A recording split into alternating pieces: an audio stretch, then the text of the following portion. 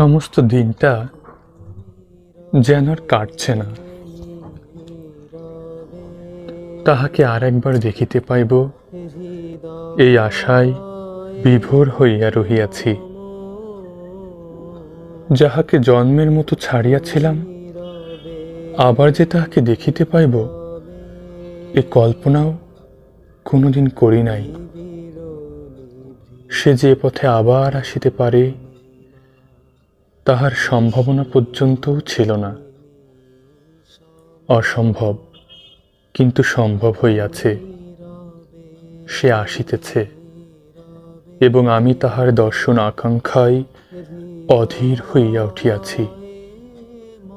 আমার বিগত স্বপ্ন জীবন পুনরায় স্বপ্নায়িত হইয়া উঠিয়াছে, যদিও মাত্র 5 মিনিটের জন্য, যদিও তাহার স্বামী সঙ্গে থাকিবে। তথাপি এই ঘটনাকে আমার জীবনের বৃহত্তম ঘটনা বলিয়া মনে হইতেছে। যত কম সময়ের জন্য হোক এবং যেভাবেই হোক, তাহাকে আর একবার দেখিতে পাইব তো। তাহা যে পরম লাভ। চিঠিখানা আবার খুলিয়া পড়িলাম।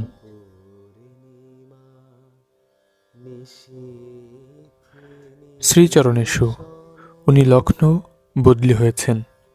পাটনা হয়ে যাব আমরা। আমাদের গাড়ি পাটনায় রাত্রি 8:30টায় পৌঁছবে। 5 মিনিট মাত্র থামবে। আপনি যদি স্টেশনে আসেন সুখী হব। অনেক দিন আপনাকে দেখিনি, দেখতে ইচ্ছে করে। আসবেন তো? আশা করি আমাকে একেবারে ভুলে যাননি। অমিতা। কিছু ভুলি নাই।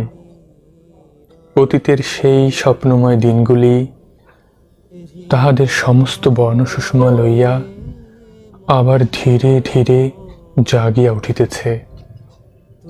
বিশেষ করিয়া মনে পড়িতেছে সেই দিনটির কথা, যেদিন অনেক ইতস্তত করিয়া আশা আশঙ্কা উদ্বেল হৃদয়ে তাহাকে প্রথম প্রণয় নিবেদন করিয়াছিলাম।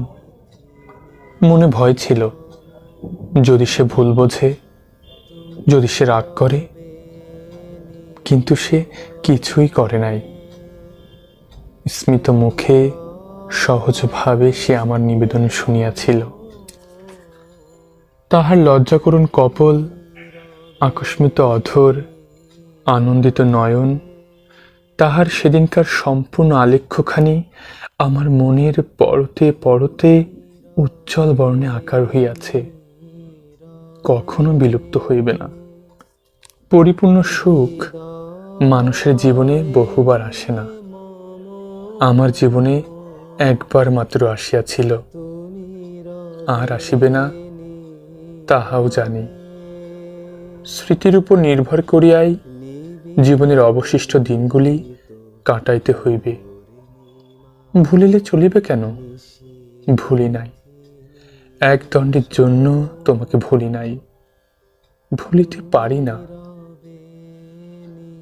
তোমাকে জীবনের বহির্লোকে পায় নাই তাহা সত্য, কিন্তু আমার অন্তর্লোকে যে আসন তুমি অলঙ্কিত করিতেছ, সে আসন এখনো অবিচলিত আছে এবং চিরকাল থাকিবে।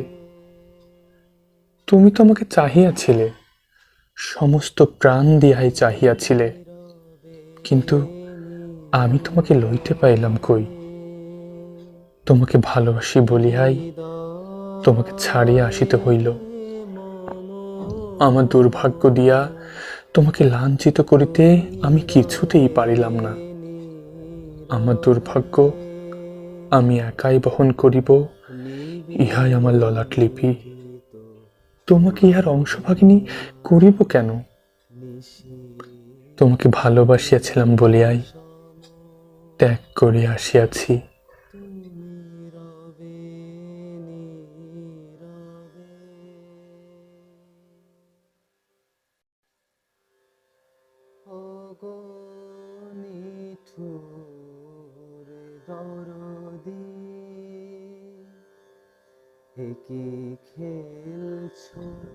ভগবান বলিয়া কেহ আছেন হয়তো, এই নিখিল বিশ্বের কার্যকলাপ তাহারই অমুক বিধানে নিয়ন্ত্রিত হইতেছে, এই ধারণা করিয়া নির্মম নির্যাতনের মধ্যেও আমরা কিঞ্চিৎ শান্তি লাভ করি।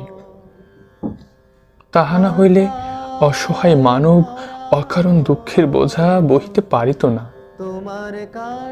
কে একজন মনীষী নাকি বলিয়াছিলেন, ভগবান যদি নাও থাকেন, নিজেদের প্রয়োজনের খাতিরে একটা ভগবান আমাদের সৃষ্টি করিয়া লইতে হইবে।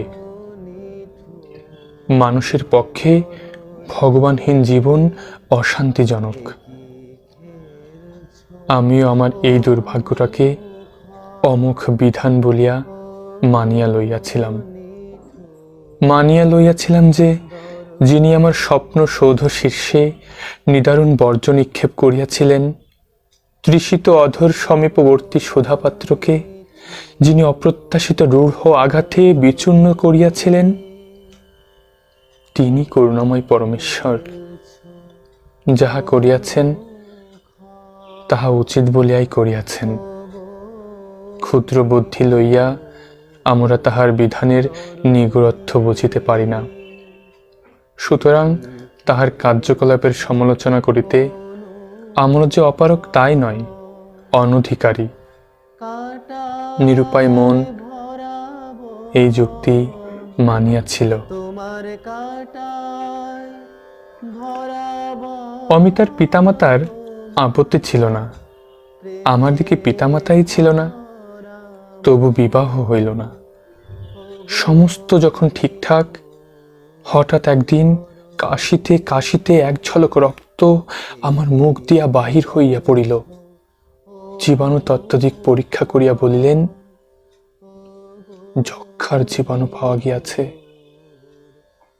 সমস্ত শুনিয়াও অমিতা কিন্তু আমাকে চাহিয়াছিল, কিন্তু আমি পাইলাম না। বিবেক বাঁধিল। কি খেলছো অনুক্ষণ, ওগো নিঠুর অমিতার অন্যত্র বিবাহ হইয়া গেল। অমিতার মতো পাত্রী পড়িয়া থাকে না। সুন্দর স্বভাব, সুন্দর চেহারা, সুন্দর শিক্ষা, অমিতার মতো মেয়ে বাংলাদেশে বেশি নাই। আমার চোখে তো আর একটাও পড়িল না। রূপসী শিক্ষিতা মেয়ে হয়তো অনেক আছে, কিন্তু অমন মৃদু, অমন স্নিগ্ধ, অমন সুমিষ্ট স্বভাব তো আর কোথাও দেখিলাম না। অমিতার পিতামাতা অমিতার জন্য যে পাত্রটিকে নির্বাচিত করিলেন, তিনিও অমিতার উপযুক্ত বড় বংশের ছেলে। বড় চাকরি করে, স্বাস্থ্যবান সুপুরুষ ভদ্রলোক। কোনো দিক দিয়াই কোনো খুঁত নাই। আইনত অমিতার সুখে থাকবার কথা, হয়তো সুখেই আছে, কিন্তু কেন জানি আমার অন্তর্নিবাসী অবুঝ ব্যক্তিটির বিশ্বাস অমিতা সুখে নাই। আমার ধারণা অমিতা আমাকে পাইলেই বেশি সুখী হইত। যদিও আমি অমিতার স্বামী অপেক্ষা সব দিক দিয়াই নিকৃষ্ট, তথাপি মনে হয় অমিতা এখনো মনে মনে আমারই প্রতীক্ষা করিতেছে।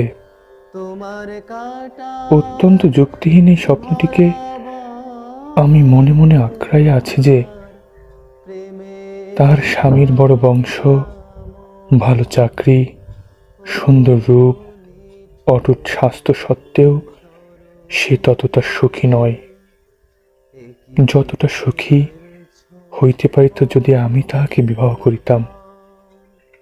হয়তো ইহা আমার অহমিকা, কিন্তু বিশ্বাস করুন, এই অহমিকাটুকুকে আশ্রয় করিয়া আমি বাঁচিয়া আছি। সর্বগ্রাসী জলপ্লাবনে সমস্ত ডুবিয়া গিয়াছে, অহমিকার ক্ষুদ্র দ্বীপটুকু শুধু জাগিয়া আছে। অত্যন্ত নিঃসঙ্গভাবে তাহার উপর দাঁড়াইয়া আমি বাঁচিয়া আছি। আবার তাহার চিঠিখানা পড়িলাম। দরদি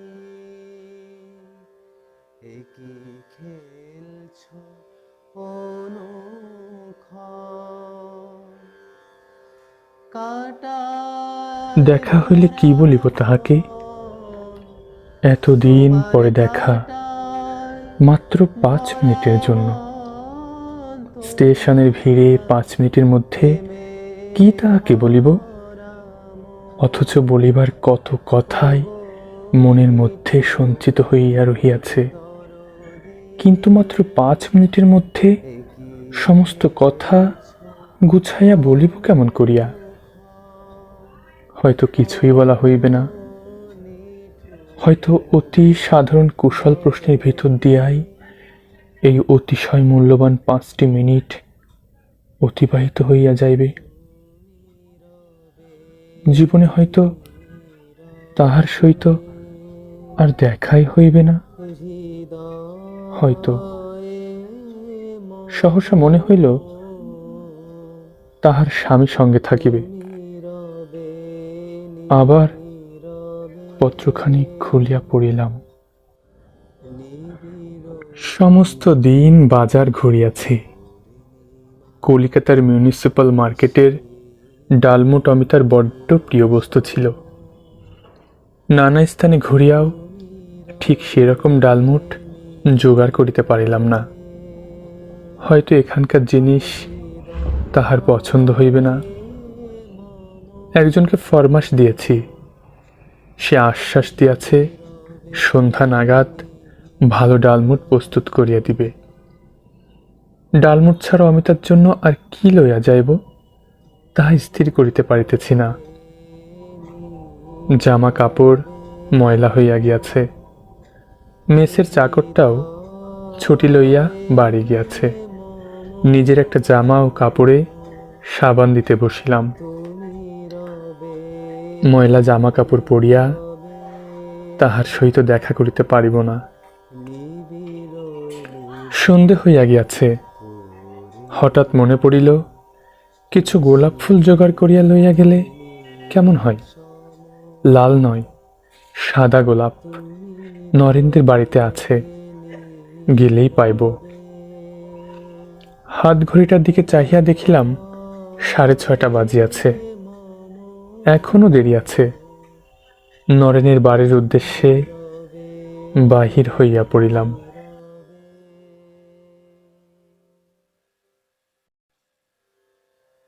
ওগো নিঠুর দরদি একই খেলছো সন্ধ্যা উত্তীর্ণ হইয়া গিয়াছে। নরেনের বাড়ি হইতে যখন বাহির হইলাম তখন চতুর্দিক অন্ধকার। বড় বড় সাদা গোলাপগুলি অতি সুন্দর। অমিতা নিশ্চয়ই খুশি হইবে। ফুলগুলি পাইতে কিন্তু দেরি হইয়া গেল। নরেন বাড়ি ছিল না, মালিটাও বাইরে গিয়েছিল।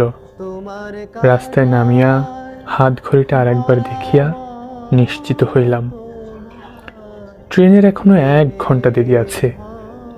মাত্র 7:30 বাজিয়াছে। যে লোকটাকে ডালমুটের ফরমাশ দিয়াছিলাম সে এখান হইতে কিছু দূরে একটা গলির মধ্যে থাকে। গেলাম সেখানে। স্টেশনে নানা ধরনের যাত্রী নানা ধরনের জিনিসপত্র লইয়া ট্রেনের জন্য অপেক্ষা করিতেছে।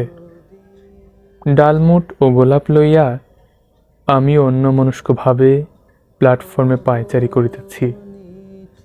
সমস্ত অন্তর জুড়িয়া একটা বেদনাময় অনুভূতি ধীরে ধীরে স্পন্দিত হইতেছে। কতক্ষণে আসিবে ট্রেন? একজন রেলওয়ে কর্মচারী অদূরে দাঁড়াইয়াছিলেন। তাহাকে জিজ্ঞাসা করিলাম, লখনৌগামী ট্রেনটির আসিবার কত দেরি আছে? তিনি নির্বিকারভাবে বলিলেন, সে ট্রেন তো 8:35 ছেড়ে গেছে। এ অন্য ট্রেন আসছে, এখন তো 9:30। সে কি? নিজের হাত ঘড়িটা দেখিলাম, 7:30 বাজিয়া রহিয়াছে। সহসা মনে হইল আজ সকালে ঘড়িতে দম দিই নাই। অমিতার চিঠি পাইয়া এমন অন্যমনস্ক হইয়া পড়িয়াছিলাম যে ঘড়িতে দম দেওয়ার কথা মনে ছিল না। বিমূঢ়ভাবে দাঁড়াইয়া রহিলাম।